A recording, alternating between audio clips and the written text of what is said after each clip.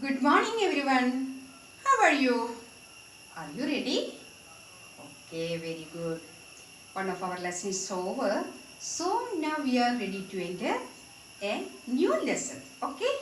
Do you know what was the economical condition of India during the medieval period? Can you guess? Anybody? Yes, many years ago, our India was a beautiful country and blessed with a lot of natural resources. Especially, India was famous for many spices. Okay, do you know behind of these spices there is a story. It is not just a story but a historical story. Okay, because of these spices India has faced a lot of problems, a lot of challenges, etc. Clear? Already discussed about India was famous for many spices. Am I right? Okay. So, not only spices, but what was that? Yes, such as precious stone, pearls, jewels, cotton textile, and so it goes. Okay. We have good culture, good values also. We cannot see the speciality in any other countries. But the speciality of India attracted by many Europeans. Do you know which Europeans are there? Yes, Portuguese. Then after who came to India? Yes, Dutch. And then French, English. These Europeans came to India and misused our traditional wealth. Okay, clear? Tell me, who among the Europeans settled India and ruled a long time and left in India in 1947? Who are they? Yes, British. Okay, so today we are going to study about the emergence of British power in India. Okay, let us see now how did Britain conquer our country. Okay. The British or English emerged as most powerful among the Europeans. We know that their main purpose of arrival to India was trade with our country. Okay. Spices were an integral part of their food. But the main feature that spices are growing only in our country in the world. Let me ask you, which states are most producing spices in India? Can you say? Yes, Kerala and Karnataka are the most spices producing state in India. Okay. So they came to India. Who came to India? Yes, the British. And established their English East India Company. What do you mean that? It is the company started by the English in order to make their trade with easier. Okay. Can you see the picture? Can you see? Okay. This is the logo of the English East India Company. Okay. When was it formed? Yes, 1600 AD at Surat in India. Okay. They established their company at Surat in India in 1600 AD. Then the company bought goods from India at low prices and sold them abroad at very high prices. Then what was the result of it? What was the result?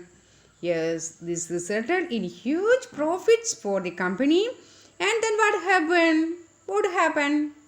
Yes, slowly the English East India Company established control over the whole of India. Clear? From this, we can adopt a good values also. When we are going to some other countries or other any houses, we should not try to destroy their wealth. Okay? So we have to do what we have to do. Yes, we have to respect the rules and regulation. Is it clear? Okay. But Europeans especially British came to India and destroyed our resources.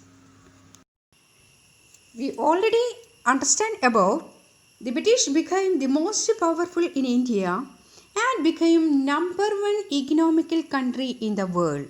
Okay, so they took their control all over India through the Battle of Plassey. Okay, Battle of Plassey was, which is considered the major landmark of history of India. Let us see why the Battle of Plassey is significant in Indian history. Okay. Then the British decided to move to Bengal from Surat. Do you know why did the British decide to move to Bengal? What is the reason? Do you have any idea? Okay. Because Bengal was a very fertilized region and lot of agricultural products, and it was easy for them to carry their goods by sea. Due to the reason they decided to move to Bengal. Got it? Okay. During the 18th century, our India was divided and ruled by many local rulers under the control of whom? Yes, Mughals. So during that time, who was the Nawab of Bengal? Can you tell? Yes, Alivardi Khan. Alivardi Khan was ruled by Bengal and he provided all kinds of concession to the British. Siraj Uddaula became the Nawab of Bengal. What a king he was, do you know? Yes, he was a strict and powerful ruler and he asked the company to stop fortification and pay land revenue. Okay. But the British did not comply. So what did Nawab do? Yes, the Nawab captured company official at Qasim Bazaar and locked their warehouse. Do you know where is Qasim Bazaar situated? Yes, Qasim Bazaar situated at near the Calcutta. Okay, now Kolkata. Then what happened? On hearing the news of the fall of Calcutta, company official in Madras sent forces under the command of Robert Clive, reinforced by naval fleets. Okay, tell me, who was the man? Yes, he was the first British governor of Bengal presidency. Okay, he was very strong and cunning man. Okay, he has an important role in Plassey war in India. Okay. So now let's see how did Robert Clive on the English East India Company respond to the action of the Siraj Uddaula. Okay. Do you know who was the army commander of Nawab during the time? Yes, Mir Jafar. He conspired with the British and Robert Clive had managed to secure his support by promising to make him Nawab after crushing Siraj Uddaula. Okay. In 1757, Robert Clive led the company's army against Siraj Uddaula at Plassey and defeated Nawab without any effort. Do you know how could he defeat easily? Yes, because Mir Jafar never fought against the British and he just watched the battle. Okay. However, the Battle of Plassey became famous because it was the first major victory the company won in India. Okay, then British laid their foundation in India through the Battle of Plassey. Okay. All of you understand the lesson take today? Okay, very good. Can I ask you a question? When and where did English establish their East India Company? Yes, 1600 AD at Surat. Who was the Nawab of Bengal during the time of 1757? Yes, Siraj When was Plassey War held in India? Yes, 1757.